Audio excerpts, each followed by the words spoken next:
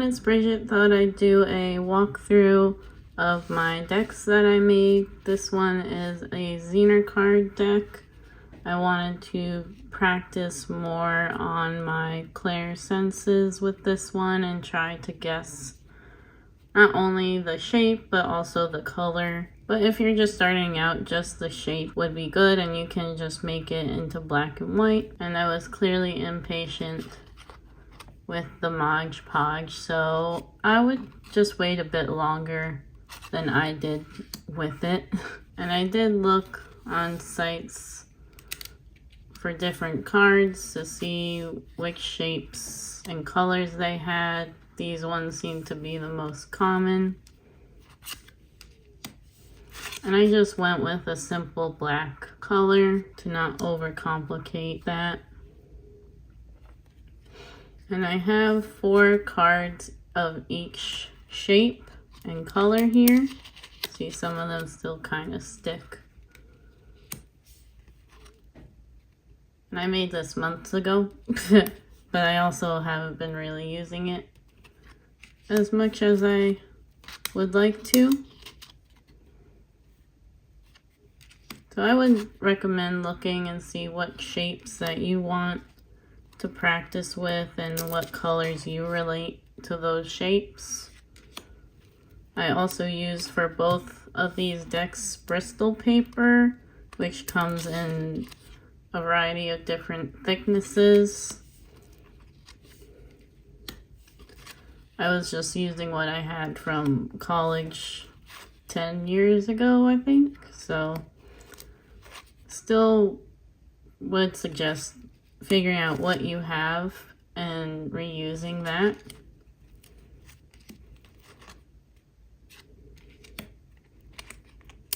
And I wouldn't go too crazy because they're just shapes unless you really want to have some fun with the cards, but simple is better and you don't want too many colors in each of your Zener cards if that's also your main focus with it. This is the size.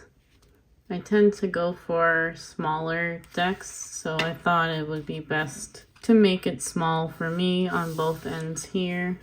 So this is the backing for that, and this one just mostly focuses on the clairs and what you need to do to work on them.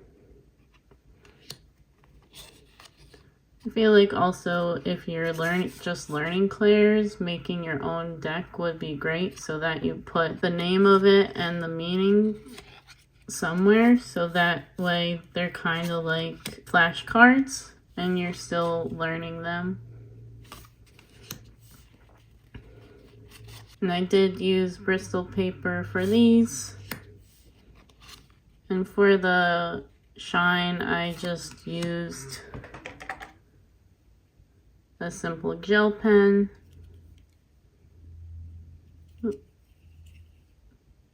The Signo Uniball pen, and they come in silver and gold. I use them both for different things.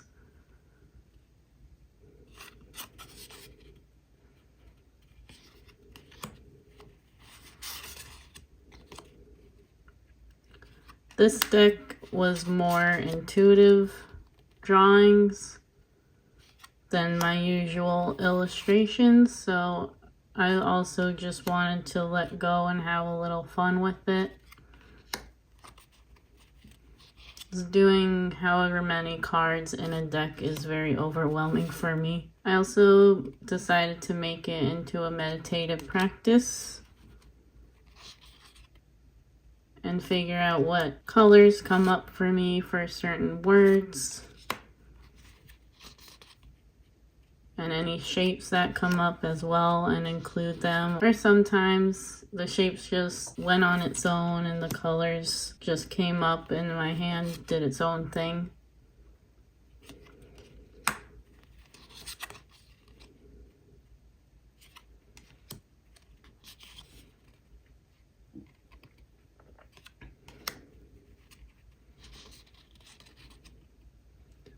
So none of these have to mean anything specific as long as you just trust the process, and then maybe later after you're done with these you realize, oh, this color means this to me, that's why I put it with forgive.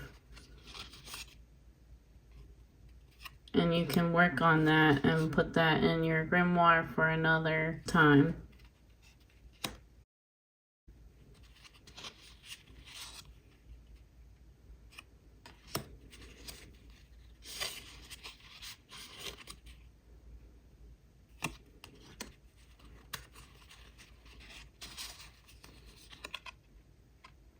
Now I'm trying to add a bit more keywords here that are more detailed, like astral projection,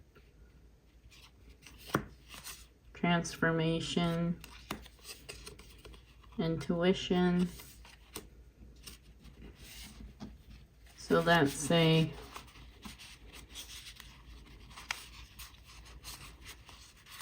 you want to work on your clairsentience, your clear feeling. Maybe you need to work on your trust and intuition. So that tells me you need a bit more confidence in yourself. And really that's all this is too when you're building up on your clairs, is confidence, which I also need to work on.